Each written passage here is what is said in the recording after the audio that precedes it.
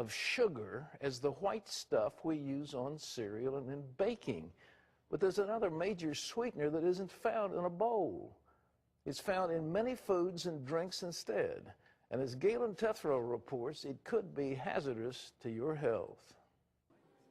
With Hannah Montana cereal on the market, kids may pester their mothers to buy it. But should moms give in and buy a product laden with corn syrup? What we know as table sugar used to be king. Then this tasty syrup flooded the market. Medical doctor Dana Flavin. It tasted good. It was sweet. It was a good substitute, an inexpensive substitute for sugar, and we didn't have to rely on imports of sugar. We could just go ahead and use the corn syrup. The government helped make corn syrup an even bigger hit with manufacturers and consumers. Corn subsidies helped make it cheaper. Plus tariffs and quotas doubled the price of table sugar. And high fructose corn syrup has a longer shelf life, a boon for manufacturers.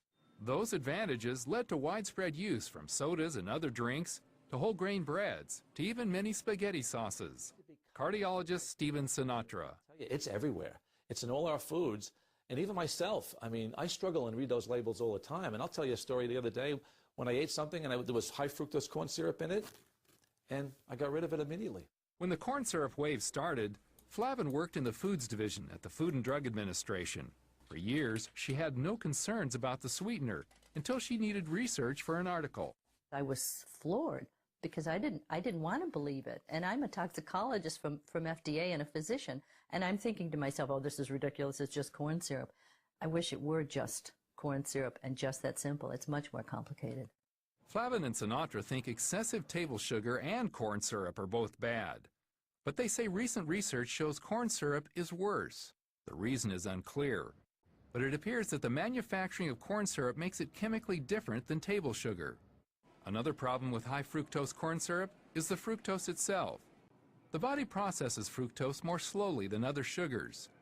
In the liver, the body turns fructose into fat rather than burning it for energy. And so you start developing what they call fatty liver. Now, fatty liver can later on start changing also into a less effective liver that's not functioning properly. A fatty liver encourages weight gain. Flavin says fructose compounds obesity by increasing hunger. And this is the problem. So you do eat more, and then you have more, a greater appetite because your body's saying, I haven't had enough. And your body's being fooled, essentially, by a whole chemical imbalance. Sinatra, the cardiologist, says in that same process, insulin, the body's sugar manager, goes haywire. High fructose corn syrup is very sweet. It elicits an insulin response. And when it happens, remember, insulin is the #1 risk factor for cardiovascular disease. That means deadly strokes and heart attacks. And of course, insulin problems are at the heart of diabetes and all its health complications. A study of diet and this type of diabetes over past decades found increased corn syrup consumption and less fiber intake helped increase type 2 diabetes by a factor of 20. Flavin worries about what's happening to the nation's children.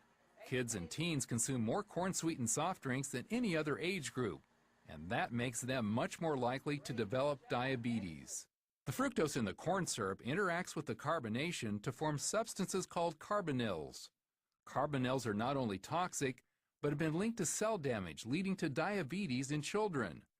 For children born in 2000, the lifetime risk for developing type 2 diabetes is 30% for boys and 40% for girls. Sinatra says most doctors don't recognize high fructose consumption as the cause of health problems in adults. Instead, they treat symptoms like high blood pressure or high cholesterol as diseases in themselves. He or she may prescribe drugs when only the best treatment is loss of weight, exercise, and restriction of simple carbohydrates, sugars. And high fructose corn syrup is at the top of the list. Flavin says we can't ignore the degradation to our health. When you start seeing these changes over time, and you start seeing this in the animal models, and then you start seeing the American population becoming more and more obese and more diabetes, we really need to start reevaluating this.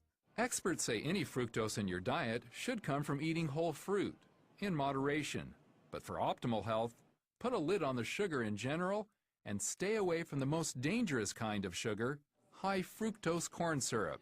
Galen Tethrow, CBN News. Well, folks,